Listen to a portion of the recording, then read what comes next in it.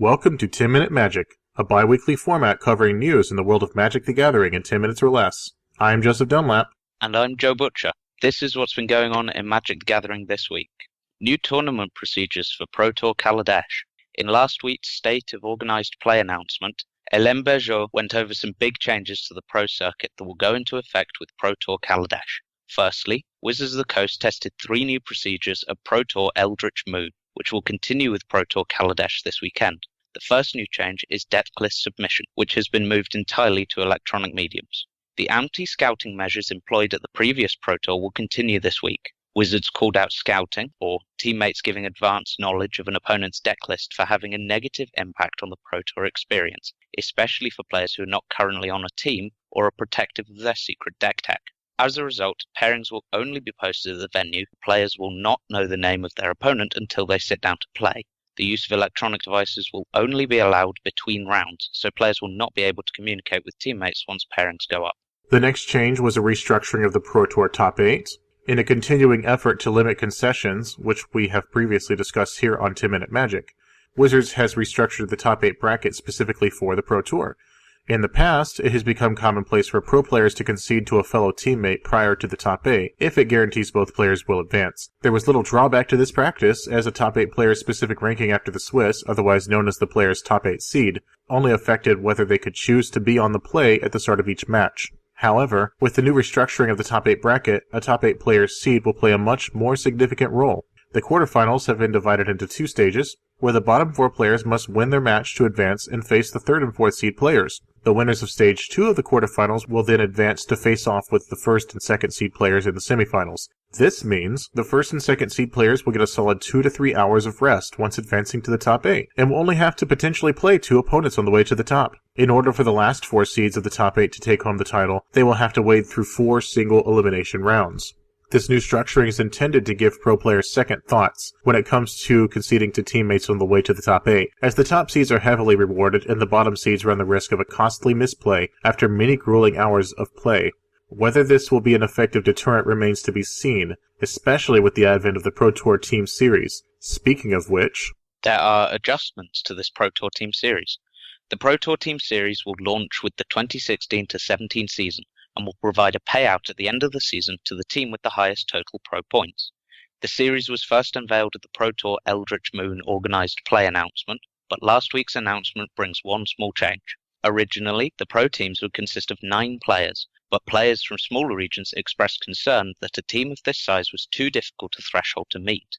This new announcement reduces the size to 6 players, and for the upcoming season, the way in which pro points are tallied has been slightly altered, since not all players on a pro team are able to attend each Pro Tour. As a result, the prize payout for this season has been significantly decreased, with plans to increase it for the 2017-18 season. The goal of the Pro Tour Team Series is to provide a more cohesive team narrative for Magic fans and spectators. In the past, the Wizards of the Coast coverage team has spent time bringing out these narratives during the Pro Tour. The recent Magic the Gathering documentary, Enter the Battlefield, also gave special emphasis to pro player teams by following the Peach Garden Oath team, consisting of veteran Huey Jensen, powerhouse Owen Turtenwald, and protege Reed Duke. Wizards aim to enhance these narratives by adding a storyline of pro teams competing for an additional prize purse at the end of the season. Revised Pro Players Club thresholds. With the coming season, the Pro Players Club thresholds are once again undergoing changes. Wizards of the Coast's goal in the past has been to have roughly 30 players begin a season with Platinum status, 60 at Gold, and between 80 and 120 starting with Silver status. Current assessments have yielded that the current thresholds are too low due to the lowered requirement of going X3 in a tournament in order to advance to Day 2. This resulted in nearly double the number of pro points being handed out compared to the previous year. To address this problem, 2016-17 season will see the following changes. Platinum status will require 52 pro points as opposed to 50, Gold requires 35 points instead of 33, and Silver requires 20 pro points rather than 18, an increase of 2 pro points per threshold. Such a change mandates higher levels of play and therefore more attendance, or at the very least, better results. Bumping up the requirements may put many people off, considering that in order to earn even 1 pro point in a Grand Prix currently, you must finish with a record of at least 10 wins and 5 losses. Grinders may not find this to be as big of an impact, but smaller, less financed players may struggle to attend enough events in order to reach the goals of professional status. All the changes that have been identified will all be coming into effect immediately due to its impact on the 2016-17 season ahead. Grand Prix changes. Following on from the large changes seen in the pro players' club threshold, Wizards of the Coast are announcing the end of their Super Sunday series. A few years ago, these were set up as consistent events run alongside all GPs. The final tournament will be held on the 6th to the 7th of January at the Wizards of the Coast headquarters. In the State of Organised Play announcement, Wizards stated, whilst the program has met its goal, it also created some challenges. Despite many attempts to resolve the problem, it turns out that the Super Sunday Series qualifier is always the very last event to conclude on Sunday evening. This led to participants still playing their games of Magic, whilst the sets and the environment were being taken down around them, leading to an awkward feeling for the players, especially if they had a carpool of people waiting for them. This removal of a consistent competition might cause upset for people due to their loss of a regular location at which to play, as well as removing the chances of some slightly more difficult to acquire rewards, such as nights out and the chance to draft with Magic R&D. Completing our segment on the Organised Play announcement, Wizards of the Coast also made a few changes to the Grand Prix schedule for the upcoming season, originally revealed at the Pro Tour Eldritch Moon announcement. Some minor changes have been made, such as moving venues for a few GPs, but the primary change applies to Grand Prix Las Vegas. After shattering records last year, GP Vegas, run by Channel Fireball, will be divided into 3 separate GP events, up from 2 last year, and 3 different formats, Modern, Legacy, and Limited. Outside of professional play, we now bring you a story on a unique way of playing Magic the Gathering. Just over a year ago, a Reddit post was created about a visually impaired player who used custom-made braille-covered sleeves on each card while drafting to help him know which card was being handled. This same man recently made it to Day 2 of Grand Prix London using these specially made braille sleeves. This sort of inclusion is a massive step in the correct direction for the Magic community, and the team at Channel Fireball deserves a huge shout-out for their dedication to supporting players in this way. From the hosts of 10-Minute Magic, we would like to extend our congratulations to Richard Wheatley on his successful showing at GP London. Good luck in the future, Richard. John Avon unhinged posters going cheap on eBay. For those of you out there who enjoy purchasing Magic-related artwork, an unbelievable deal recently hit eBay. Due to the decreased value of the British pound, a set of 5 posters of signed John Avon full art lands recently sold for less than $100. 6 months ago, these pieces were selling for roughly $140. If you're among those disappointed to have missed out on this, you can always purchase a set of lithographs for $80 from Star City Games. They're not signed by the artist and on a lower quality paper stock, but they should satisfy your collecting needs. Metallurgic Summoning and Electrostatic Pummeler price spikes. Recently, 2 cards from Kaladesh have spiked massively in price between their release and the Pro Tour, which is currently underway. Metallurgic Summonings and Electrostatic Pummeler have both spiked drastically. In a space of less than 24 hours within Europe, Metallurgic Summonings saw a price increase of 589%, and Electrostatic Pummeler had an increase of 641%. The most plausible explanation for Pummeler's increase is the increased popularity of red-green energy in the new standard environment, as it easily raises smugglers' copter decks, evidenced by the multitude of screenshots on social media of a one-shot Electrostatic Pummeler attack. Metallurgic Summonings was the centerpiece of a recent budget build on MTG Goldfish, and fell prey to the well-known Saffron Olive effect, better known as the Seth effect, referring to Saffron Olive's effect on the price of budget decks. The deck was popular due to its ability to deal with red-green energy. There's more to the story, though, as Card Hoarder's official Reddit account commented on the thread about the spike on Metallurgic Summonings. According to Card Hoarder's explanation, Saffron Olive's article went out just a day after the official Kaladesh release, meaning the supply of Kaladesh cards on mtgO was just too low to absorb the demand Seth's articles create. The resulting increase in demand forced Card Hoarder to buy every single copy of Metallurgic Summonings they could find on mtgO, regardless of price.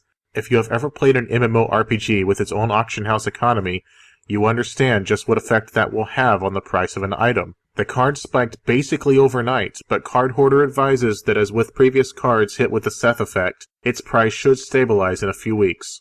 And now on to our articles of the week.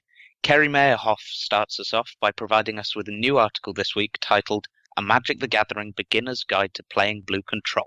Kerry explains the concepts behind what makes blue tick, as well as the different styles that it can play within a game.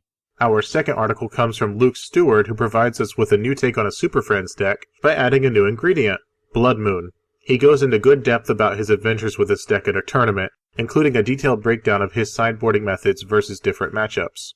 Thirdly, we have Common Kaladesh Rules Interactions You Need to Know About by Thomas Ralph and Mark McGovern. This article looks at rulings that are commonly overlooked, especially with the new crew mechanic. Due to the potential complexity of crewing a vehicle, problems may occur, and Thomas and Mark aim to set out the rules and iron out any concerns or misconceptions people have about these new mechanics. Comments in this article focused on clarification of rulings and interactions between cards, and how priority interacts with the crew mechanic itself. Our final article is You're Probably Playing Too Much Magic, 6 Ways to Help You Enjoy Magic the Gathering for Longer by Graham McIntyre. Graham begins by examining the time he spent playing Magic at the expense of more important pursuits, such as focusing on university studies and social organizations. He then lays out a list of 6 ways to help you enjoy Magic the Gathering for longer. Form clear goals and write them down. Stick to the plan. Be in control of your emotions. Ask for accountability from your friends. Do what matters to you. And put your oxygen mask on first, or in other words, help yourself first before you try to fix others. Graham bases his article on the 90-day recovery programs for recovering addicts, and while he admits it's not a direct parallel, there are some good tips for players wanting to cut back on their playtime to enhance both their enjoyment of Magic the Gathering and life in general. Unfortunately, that concludes 10-Minute Magic for this week. Thank you very much for listening. If we missed anything you wanted to hear more about, dive deeper into, or want to let us know how much you enjoy the show, then leave us a comment on social media or find the text form of this episode on manaleak.com/mtgUK, and we will endeavour to respond to you all. You can find Joseph on Twitter at Joseph_Dunlap. and myself at Darth_Mulligan. Before we say goodbye, I would like to actually make an announcement, and Joe knows I'm going to make an announcement, but he has no idea what it is. My son Michael, who is 6 years old, actually just got cast for a voice acting role. There is a community group in the Magic community called Voice of All that does audiobooks of the Magic lore. And next week they're going to release the new story, Release, which is about a Johnny on Kaladesh. You can find my son Michael Dunlap playing the role of Hiroku, a young child in Kaladesh. That's pretty awesome. That's really, really cool. I'm not too sure what to say. He's got one line, and it was the audition line, so there is actually no more work to be done on his part, but he came in, he loves Planeswalkers, I showed him pictures of a Johnny, and we went with it. Hey, that's awesome. Yeah. No, that's really, really cool. So watch out for that next week, guys. Yeah. On that incredibly positive note, until next time, bye-bye from us.